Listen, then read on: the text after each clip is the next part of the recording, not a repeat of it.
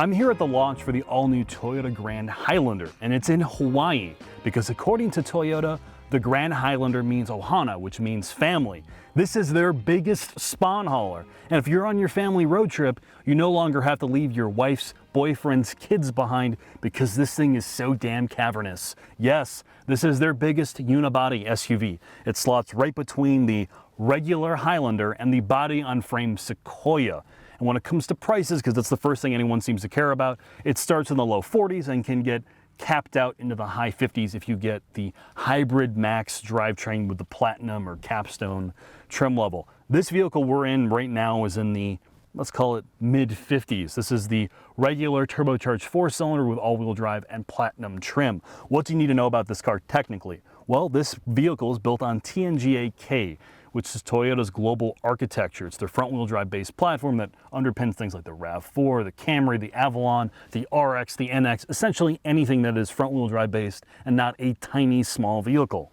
And because they've stretched this thing to the max, at least according to the engineers, they've done everything they can to maintain body rigidity. They don't want this to feel like a playing card. Traditionally, in some of the less rigid SUVs, things like the Telluride come to mind, if you're in the second and third row, you can feel the body flex of the vehicle. Minivans in particular really suffer from that issue. They have tried to remedy that, and for the most part, they've succeeded. When it comes to suspension, it's strut front, multi-link rear. There are no adaptive dampers, and the suspension tuning, while the hardware is different between the Hybrid Max and the regular 4-cylinder variant, the general philosophy and what they've tried to hit for their targets is essentially the same. This is a very compliant car. They've definitely prioritized, let's call it perception, how soft it feels versus body control. This is a big, floaty car, but it does drive smaller than it looks, for whatever that's worth. When it comes to the drivetrains, you have three. You have the traditional hybrid with the E all-wheel drive setup, which is optional, and the eCVT. Then you get their Hybrid Max, which is their most powerful variant. It gets fuel economy in the high 20s combined. It has the most foot-pounds of torque out of any of them, making it the fastest and the most sporty feeling. And then you have this variant, which is their 2.4-liter turbocharged 4-cylinder with a traditional 8-speed automatic and an on-demand all-wheel drive system. This 2.4 is replacing the traditional V6. What about the interior space? Well, they're prioritizing space. If you look at the rear hatch of this vehicle, it looks a bit like a RAV4, which means it's this big cavernous opening with a third row up. It has a nice low load floor. You can allegedly get a bunch of bags back there. With the third row down, you get 60 cubic feet, and with the second row down, you're looking at over 90, which makes this a very, very usable SUV. It's really easy to get hung up on the engineering of a vehicle like this, and Jack kind of talked about some of it, and they're going to talk about some of the driving character behind the wheel, what it does good and what it doesn't do good.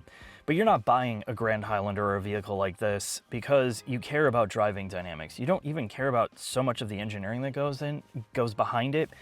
So I'm going to talk about what they really focused on here, and that is the exterior design from Calty Studios. They wanted to make this less of a box on wheels. So their original design sketches, when you lengthen it out, there is some character to it. So a little bit more of a timeless design. Now, yes, they have the front end is the corporate look that you see kind of on the RAV4 and even some of their truck products, but it is an aesthetically pleasing vehicle without being too smooth, too feminine, too masculine. I felt like they did a good job blending it all together. But the main thing really is I was not in Hawaii to drive this. I was at the launch of the vehicle in Chicago, where I spent a lot of time on the inside. And what you really see that they focused here on is trying to make a traditional interior space. Something that would age extraordinarily well, give people the usability that they cared about. And when you look at the center plane, the center cabin, you see all the physical knobs, buttons, and switches. They were not trying to throw any gimmicks at this. They looked at what people are really doing, and that is everybody's going to have a mobile device. So that means there's a USB-C port or a port to plug in a phone anywhere, from the dashboard to the center area to the back seats, all over the place in this cabin has connectivity for charging. Then you have the storage nooks and crannies, and the door is enormous. The center area where you have physical drive mode selection, you have a physical shifter, you have a place to put all your crap here, and then you move up towards when you get over the storage area and you look at the HVAC controls, and this has been a problem with some of the Lexus products where they're trying to move away from some of this and combining it into the touchscreen. Almost everything here is physical for heating and air conditioning. You don't have to screw around with it. The steering wheel controls are super easy to use. The gauge cluster, while it is digital, it's not something that you have to overly interact with. And they did try to do a good job with the graphics selection on it when you change drive modes and all that, but I get the sense that this is going to be one of the lowest frustration factors of any vehicles. And people ask me all the time, like, I just need a basic SUV that's going to last forever. We constantly say the RAV4. This takes all the things from the RAV4.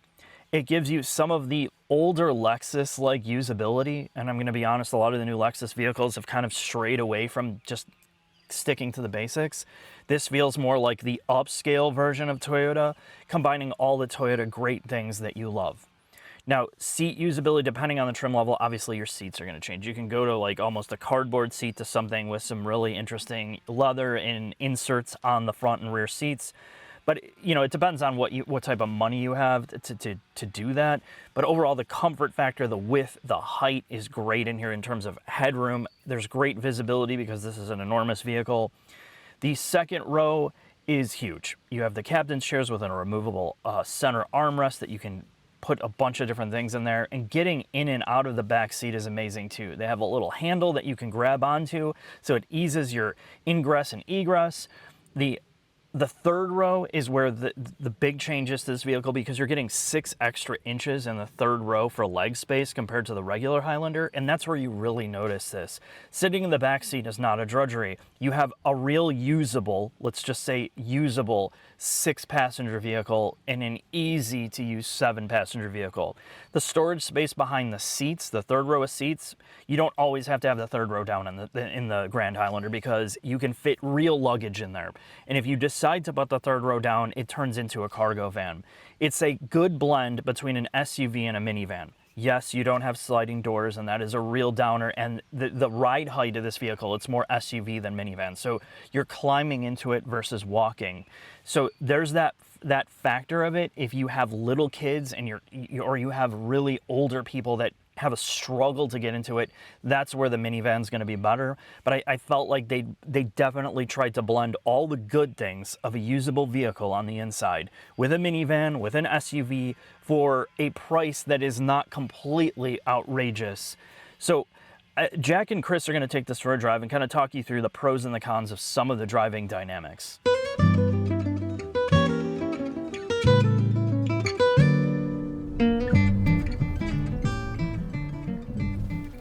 Ready to launch this hybrid Max, Chris? Absolutely. We've gotten out of the turbocharged 4-cylinder, the cheapest drivetrain, and now we're in the most expensive. This thing is almost $60,000 as tested and makes in the mid 300 horsepower range with over 400 foot-pounds of torque. And unlike the traditional hybrid, it has a 6-speed automatic versus an eCVT, but it still does have all-wheel drive, and it has an electric motor between the drivetrain, the engine, and the actual physical gearbox. Suspension-wise, as we talked about in the beginning, Chris, it is essentially the same, and you and I both talked about this off camera. This thing is not done any favors by being on a twisty Hawaiian undulating road. This thing is so softly sprung, has such bad body control, you're like getting physically car sick. Yeah, like when we're on like flat surfaces, even rougher surfaces, as long as it's flat, it's comfortable, it's fine. But out here on these mountain roads, I'm pitching, diving, I'm wobbling around, and I'm getting ill, which is not something that happens as a passenger very often, unless I'm eating a steak sandwich and riding shotgun with you.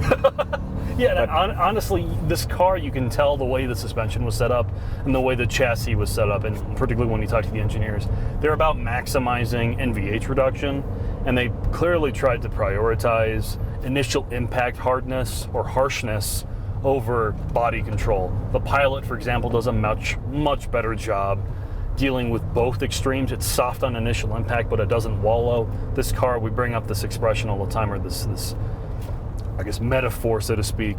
It feels like you're on a really little boat on a really rough seas, where you're constantly bobbling around. The secondary body motions, the head bob is pretty severe, and that's the worst thing about this car, because the actual like initial turn in, the fact that this car, despite being very long and very wide, it doesn't actually drive that big, and that's something they did by design. The body control is the negative. Drivetrain, it doesn't matter which option you get, they're all reasonably fuel efficient, they're all very smooth. Toyota probably has implemented the hybrid drivetrain technology better than pretty much anybody, and you know it's going to be reliable, you know it's going to work. I mean, what are your sort of thoughts? I mean, we both talked about it. While it's not necessarily the best dynamic vehicle in this ridiculously competitive segment, you have Traverse, you have Pilot, you have Telluride, you have Palisade. This is definitely one of the better haulers, and I guess what you're buying is really right behind you. Yeah, I mean, again, until we got onto these really twisty roads, I really liked this, and I do actually still like it. I mean, you have minivan levels of storage. There's ports everywhere. I mean, what is it? I can reach four or five ports like just in my arm's reach. Yeah, I mean, it's a hauler, right? It's not a car you're driving to drive hard or carve up canyons. It doesn't feel necessarily extremely ponderous in traffic. The body control's bad, but the ride quality is decent, and the drivetrain is essentially, it falls away into the background. It's not the most exciting thing in the world. Yes, it's fast enough, particularly in Hybrid Max, being in like the mid to low 6s to 60 miles an hour, but it's not a car you're buying for the driving experience. You're buying purely as an appliance. But I think with that in mind, it's time for us to head into the final thoughts, Chris. Sounds good.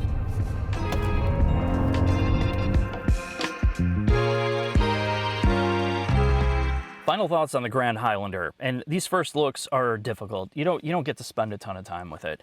You know, I'm used to Toyota products, and I think if you've ever seen something like a RAV4, a regular Highlander, a Sienna, you know what you're getting into here. I just think what they did is they took some of those formulas and they improved them quite a bit. From exterior styling that is not a total bore, interior styling that is really devoid of gimmicks here, and they've even improved the classic Toyota stuff in terms of usability. They're taking the minivan idea, and they're taking a large-size body-on-frame SUV idea and merging them together into something that you're really, really going to enjoy using. Now, the other part is, you know, they're trying to add on some of the luxury features here.